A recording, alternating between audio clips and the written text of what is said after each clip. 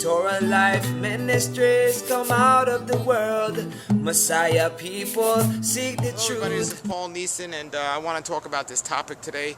A lot of people have been asking me about head coverings for women, and I want to talk about them in this video, but I also want to show, I have two of my friends that are Bible teachers, and they also discuss the issue, but basically it's not mandatory for a man to wear a head covering. And you know, some people have a difference about that. They've taken a vow or made an oath to Yahweh where they decide to or want to wear a head covering, and that's their choice. But you know, as for women, it says clearly in the scriptures when a woman is praying, she should have her head covered. So from a scriptural standpoint, not all the time, but definitely when she's praying, the scriptures say she should have her head covered. However, I also teach about modesty, and from a modesty standpoint, it's very wise or very modest for a woman to have a head covering, a modest head covering. Now, I'm not saying you can't be modest without one. I'm saying from a modesty standpoint, and you could look at my other videos where I talk more about this, from a modesty standpoint, I can't think of a better way for a woman to show she's set apart to Yahweh than to have a modest head covering. And I say modest head covering because there are a lot of people today that have head coverings that aren't modest. So if you wear it in a modest fashion, in a modest way, wear a head covering. Definitely when you're praying, women, but when you're not praying, just to wear it in general, it sets you apart from the non-believer. The hair is your beauty, and the hair is your crown, and your beauty should be reserved for your husband and not the world to see. And when women walk around with their hair out and they make fancy styles and sexy styles to their hair, they're just attracting the wrong attention, the attention that Yahweh didn't want women to attract to themselves. It says it over and over again in Scripture. So my answer is, according to the Scriptures, and it's not a command, it's Paul hinting that, you know, a woman should have her head covered during prayer. And it's not a sin.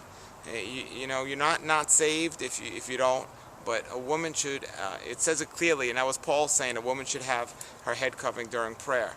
And now it doesn't say that in the Torah, and Yahweh didn't say that, Paul said that, but it's a good idea for them to do so.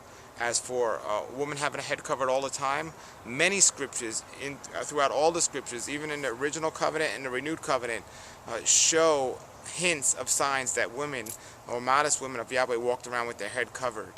And we're going to look at some of these scriptures, and we're going to talk about some of these things with these two guests we have right now about head coverings. If you have any comments or questions, though, post them below the videos. And if you don't feel convicted to wear a head covering, then don't do it. That's one thing I want to make very clear. Before you do anything, you have to be convicted of it. And we all come from a different place, and you know, it might take time to get there, but just continue to read your scriptures and search them out. And you know, I think it's a very modest thing to do. It sets a woman apart from women of the world, and I think it's a wise thing to do when praying especially. But again, you must feel convicted, or your heart must be led to do it. Otherwise, you know, don't do it. So that's that, and let's go ahead and see what these other people have to say about head coverings right now, and post your comments below these videos. And all of this is open for discussion, and you know, it could be done in a good way where iron sharpens iron. So we got to help each other learn these things and grow. So everybody, enjoy these two people presenting their information on head coverings. And the last question is, well, what do you think about head coverings for women? Well, I believe that head coverings are biblical. It says in Numbers chapter 5, as a part of shaming a woman for the possibility that she was unfaithful, it says that she will uncover her head, which implies that her head was covered in her normal state. And so I also believe that head coverings are a part of modesty, a part of, it's actually the opposite of the spirit of Jezebel. The spirit of Jezebel says, I'm in control of my life. I'm going to do what I want to do. Dominate. I'm going to control. Well, a head covering says, no, I'm submitted, and I'm under authority. It says that you are under the authority of the God of Israel, and in scriptural order, a man is to be under authority to the God of Israel. And when a man is submitted to the God of Israel, then a woman can be submitted to her husband. The problem is when a man is not submitted, and then a woman can't play her God-given biblical role that she was created to do.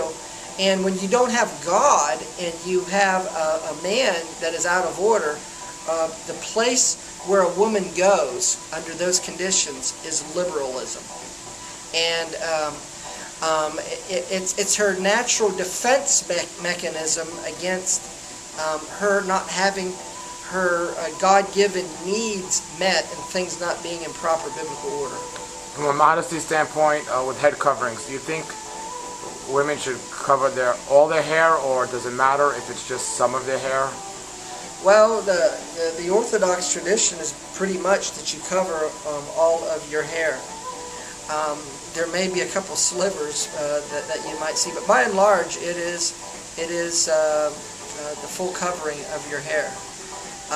Now we've got to remember in these things that if they're not being done with the fruit of the Spirit, if they're not being done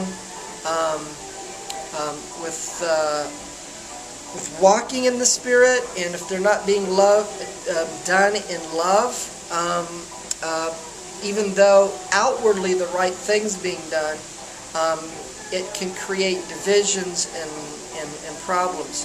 Just like anything that you do externally that doesn't have the right Spirit of God behind it cannot have its intended value, even though you're doing the correct thing externally. So yes, biblically, a woman is in her proper place by having a head covering, and it shows that she's willing to be submitted to those who are in authority over her, and it is the opposite response to the attitude of the spirit of Jezebel. Paul and I were discussing the matter of head coverings for the ladies, and of course the frequent objection to the concept of head covering is this: well, there's no commandment in the Torah that says a woman has to wear a head covering, and that's true. There's plenty of scripture evidence that women throughout scripture history did wear head coverings, but no, you can look in the Torah from beginning to end and you will not find a commandment there that says, women, cover your head with a head covering. And many people have noticed that omission and have said what it means is that there is no need for a woman to have a head covering.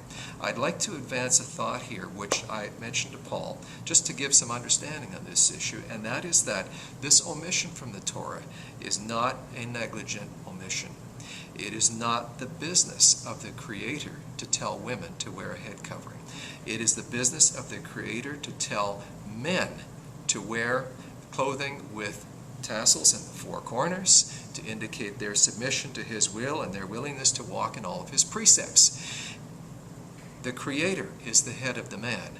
The man is the head of the woman. The Creator has done His job. It's up to us as brethren to respond. Then we brethren, as the heads of our wives, meaning we have authority over them and we have responsibility for them, have also the privilege and the responsibility to ask our wives to wear head covering. Now, I'll mention that my wife does not wear head covering throughout all her waking hours. She's consented to wear it during worship and prayer and has been quite consistent with that over a number of years.